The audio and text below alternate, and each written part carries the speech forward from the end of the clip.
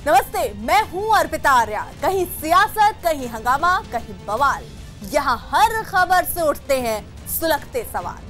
मध्य प्रदेश विधानसभा चुनावों में पार्टी के खिलाफ जाकर चुनाव लड़ने वाले नेताओं पर बीजेपी ने बड़ी कार्रवाई की और 64 बागी नेताओं को 6 साल के लिए पार्टी से बाहर कर दिया। दिल्ली के पौष इलाके वसंत कुंज में फैशन डिजाइनर माला लखानी और उनके नौकर की हत्या में पुलिस ने 3 लोगों को गिरफ्तार कर लिया। और अयोध्या में 25 नवंबर को विश्व हिंदू परिषद और शिवसेना के कार्यक्रमों पर अयोध्या विवाद के मुस्लिम पक्षकार इकबाल अंसारी ने चिंता जताते हुए सरकार से सुरक्षा की मांग की। दिल्ली के बवाना में प्लास्टिक की एक फैक्ट्री में आग लगने से हड़कंप मच गया। 3 मंजिला फैक्ट्री में देर रात आग लगी, जिसकी खबर मिलते ही दमकल की 22 गाड़ियां वहां पहुंची और दमकल कर्मियों ने तेजी से आग बुझाने का काम शुरू कर दिया। लेकिन धुआं ज्यादा होने की वजह से दमकल कर्मियों को आग पर काबू पाने में मुश्किल का सामना करना पड़ा। 3 मंजिल फैक्ट्री में लगी आग बुझाने के लिए हाइड्रोलिक क्रेन का इस्तेमाल किया गया और उस पर चढ़कर फैक्ट्री के अंदर पानी की बौछार की गई। लेकिन फैक्ट्री के अंदर बड़ी मात्रा में प्लास्टिक होने की वजह से आग तेजी से फैल रही थी, जिसकी वजह से इमारत के अंदर से काले धुएं का गुब्बार निकलने लगा। किसी के कोई हताहत होने की कोई खबर नहीं है और ये बेसिकली प्लास्टिक और दाने का गोडाउन था और 3 फ्लोर में इसमें आग लगी। फैक्ट्री में आग की खबर मिलते ही वहां लोगों की भीड़ लग गई और दमकल कर्मी हाइड्रोलिक क्रेन की मदद से आग बुझाने में जुटे रहे। कई घंटे की मशक्कत के बाद आग पर काबू पाया गया, लेकिन भीषण आग में फैक्ट्री के अंदर रखा प्लास्टिक का काफी सामान जलकर राख हो गया। जम्मू कश्मीर के सोनमर्ग में अचानक बर्फ की चट्टान खिसकने से कई पुलिस वालों की जान मुश्किल में पड़ गई। वहाँ पुलिस की टीम गश्त पर गई थी, लेकिन इसी बीच बर्फ की चट्टान खिसकने से रास्ता बंद हो गया। इसके बाद गाड़ी से उतरकर पुलिस वालों ने बर्फ हटानी शुरू की। कुछ देर की मशक्कत के बाद गाड़ी आगे बढ़ी, लेकिन चंद कदम आगे ही बर्फ में फंस गई। पीछे ही जाना पड़ेगा, ये थोड़ा सा गलत आ गया। पुलिस वालों ने हिम्मत नहीं हारी और गाड़ी के चक्कों के पास से बर्फ हटाने में जुट गए। आखिरकार उनकी मेहनत रंग लाई और गाड़ी वहां से निकल गई। लेकिन खतरे को देखते हुए पुलिस वालों ने पैदल ही आगे बढ़ना ठीक समझा। वहां भारी बर्फबारी की वजह से एक-एक कदम चलना मुश्किल था। फिर भी एक दूसरे की हौसला अफजाई करते हुए पुलिस वाले वहां से निकलने में कामयाब रहे। पाकिस्तान के परमाणु हथियार अब आतंकियों के हाथ लग सकते हैं। ये रिपोर्ट सामने आने के बाद दुनिया पर बड़ा खतरा मंडराने लगा, क्योंकि इमरान खान की सरकार पर सेना और कट्टरपंथी हावी हैं। इसलिए जानकार पाकिस्तान के परमाणु बम आतंकियों के पास पहुंचाने का अंदेशा जता रहे हैं। सारी दुनिया की निगाहें उसके ऊपर है, कड़ी नजर रखी हुई है, क्योंकि सबको खतरा है कि पाकिस्तान के जो न्यूक्लियर वेपन्स हैं इमरान के नीचे वो इतने सुरक्षित नहीं होंगे। पाकिस्तान के परमाणु हथियार गलत हाथों में पड़ने का खतरा इसलिए भी बढ़ गया क्योंकि उसने कुछ दिन पहले ऐसे परमाणु हथियार बनाए हैं जिनकी तस्करी आसानी से की जा सकती है। छोटे परमाणु बमों को टैक्टिकल न्यूक्लियर वेपन कहते हैं, जो काफी छोटे और हल्के परमाणु बम हैं, जिनकी तस्करी करना पाकिस्तान के लिए आसान हो सकता है। इसके अलावा पाकिस्तान से परमाणु बमों की तस्करी का खतरा बढ़ने की कई वजहें हैं। सबसे बड़ा पहलू ये है कि पाकिस्तान की आर्थिक हालत बेहद कमजोर है, इसलिए पाकिस्तान पैसों के लिए परमाणु बम बेच सकता है, जिसका फैसला वहां की फौज ले सकती है। माना यह भी जा रहा है कि CPEC के जरिए इस साजिश को अंजाम दिया जा सकता है, क्योंकि चीन की मदद से बन रहे CPEC के जरिए पाकिस्तान कई देशों से जुड़ रहा है।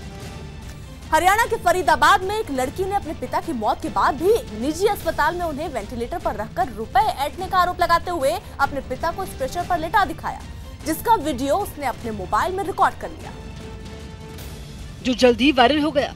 वीडियो में लड़की के पिता स्ट्रेचर पर लेटे दिखे, जिन्हें ऑक्सीजन मास्क लगा था, जिसे हटाने के लिए लड़की ने कई बार डॉक्टरों से अपील की, लेकिन आरोप है कि डॉक्टरों ने उसकी एक नहीं सुनी। मैं डॉक्टरों से आधे घंटे से बोल रही हूँ कि इनका ये निकाल दीजिए, डॉक्टर कुछ निकालने के तैयार नहीं हो रहे हैं। वीडियो में इस लड़की ने डॉक्टरों को वार्ड में दिखाते हुए हॉस्पिटल पर आरोप लगाया कि उसके पिता की मौत होने के बाद भी बिल बनाने के लिए उन्हें वेंटिलेटर पर रखा गया। पैसे ऐंठने की नौटंकी चल रही है, अभी तक मशीन ऑन थी इनकी कि पैसे बनाने हैं, बिल इतने देर का गया। वीडियो में लड़की ने हॉस्पिटल पर उसके पिता के इलाज में लापरवाही बरतने का भी आरोप लगाया और अस्पताल पर भड़कती दिखाई दी। इस लड़की का आरोप है कि पहले दिल्ली के एक निजी अस्पताल में उसके पिता को भर्ती करवाया गया था, जहां से उसके पिता को फरीदाबाद के एक निजी अस्पताल में रेफर किया गया। लड़की ने आरोप लगाया कि दोनों अस्पतालों में मिलीभगत होने से उसके पिता की नाजुक हालत को नजरअंदाज करते हुए उन्हें दिल्ली से फरीदाबाद रेफर किया गया। जब उन्हें ये पता था कि पेशेंट की सिचुएशन काफी क्रिटिकल थी, तो वो पता होने के बावजूद भी वो पेशेंट को 1.5-2 घंटे की दूरी में कैसे भेज सकते हैं। जबकि अस्पताल की मैनेजमेंट ने खुद पर लगे आरोपों को खारिज करते हुए पेशेंट को सही इलाज देने का दावा किया। हमारी तरफ से कोई लापरवाही नहीं हुई, डॉक्टर्स 24 घंटे प्रेजेंट होते हैं, स्पेशलिस्ट देख रहा था। पुलिस ने भी केस में शिकायत मिलने के बाद जांच के बाद कार्रवाई करने का भरोसा दिलाया। इसमें कोई लापरवाही या किसी भी तरीके की संज्ञान में बातें आती हैं वो पुलिस को अवगत करा के नियम अनुसार कार्रवाई अमल में ले जाएगी। जांच में सामने आया कि ये वीडियो 2 नवंबर का है, जो कि पेशेंट को एडमिट करवाने के एक दिन बाद का है।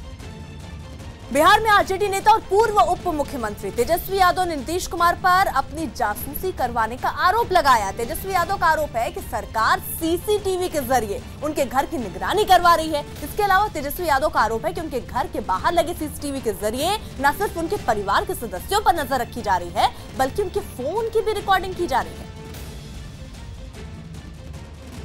बंगले को लेकर सियासत तो अब सीसीटीवी को लेकर के यहाँ पे राजनीति देखने को मिल रही है। तेजस्वी यादव जो हैं उन्होंने ट्वीट किया कि उनके बंगले पे नीतीश कुमार जो हैं वो सीसीटीवी के जरिए नज़र रख रहे हैं, तमाम गतिविधियों पर नज़र रखी जा रही है। आप देख सकते हैं ये वही सीसीटीवी कैमरा है जिसके हवाले तेजस्वी यादव ने नीतीश सरकार पर निशाना साधा है, नीतीश कुमार पर निशाना साधा है और सीधे तौर पे एक संगीन आरोप लगाया है कि उनके जो आवास में आने वाले लोग हैं उन पर जो है मुख्यमंत्री नीतीश कुमार लगातार पैनी नज़र रखते हैं और आने जाने वालों की तमाम गतिविधियाँ जो हैं उसे वो रिकॉर्ड करते हैं।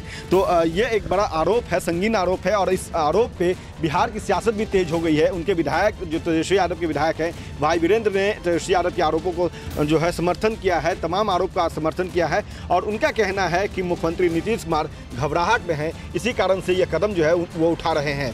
जबकि अगर बात करें तो नीतीश के पार्टी के जो नेता हैं वो अपने मुख्यमंत्री का बचाव करते हैं और कह रहे हैं कि आरजेडी में चूंकि अपराधियों की ये पार्टी है तो ऐसे में घबराहट जो है तेजस्वी यादव को है और वो नहीं चाहते हैं कि वो जो सीसीटीवी कैमरा है वो यहाँ पे रहे। हालांकि ये हवाला भी दे रहे हैं, जो संजय सिंह हैं जेडीयू के प्रवक्ता हैं वो ये भी कहते हैं कि मुख्यमंत्री की सुरक्षा को लेकर के ये सीसीटीवी कैमरा लगाया गया है, ना कि किसी की घर की निगरानी की जा रही है। देखिए सबसे बड़ी चीज़ है उन्होंने जो ट्वीट किया है वो सही कहा है और माननीय मुख्यमंत्री और इस सरकार को अपने काम पर भरोसा नहीं है। सिर्फ और सिर्फ आदरणीय नेता विरोधी दल तेजस्वी प्रसाद यादव, आदरणीय पूर्व मुख्यमंत्री राबड़ी देवी और उनके परिवार और उनके जो भोकल विधायक हैं उनका फ़ोन भी टेप किया जा रहा है और सीसीटीवी कैमरा से देखरेख किया जाता है कि क्या गतिविधि है। सीसीटीवी कैमरा आजकल आम आदमी अपने घरों में लगाते हैं कि बिहार के मुख्यमंत्री नीतीश कुमार जी सुरक्षा के दृष्टिकोण से ये सीसीटीवी कैमरा लगा। तेजस्वी यादव जी चिंता नहीं करें, आपके बेडरूम में नहीं लगा है और आपको तो डर सता रहा है कोई अपराधी अगर उनसे मिलने आता है सीसीटीवी कैमरा में कैद न हो जाए, उनको डर इस बात का है। मध्य प्रदेश के उज्जैन में महाकालेश्वर मंदिर में दर्शन के लिए अपने परिवार के साथ पहुंचे एक श्रद्धालु के साथ कुछ सुरक्षा कर्मियों की झड़प हो गई।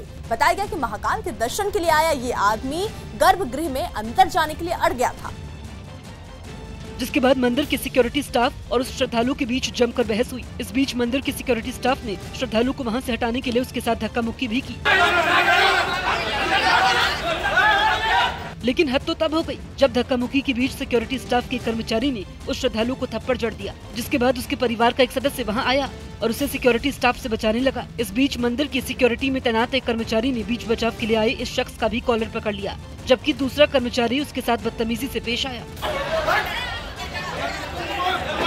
इस झड़प के बाद सिक्योरिटी स्टाफ और कुछ पुलिस वालों ने इन दोनों श्रद्धालुओं को मंदिर से बाहर निकाल दिया।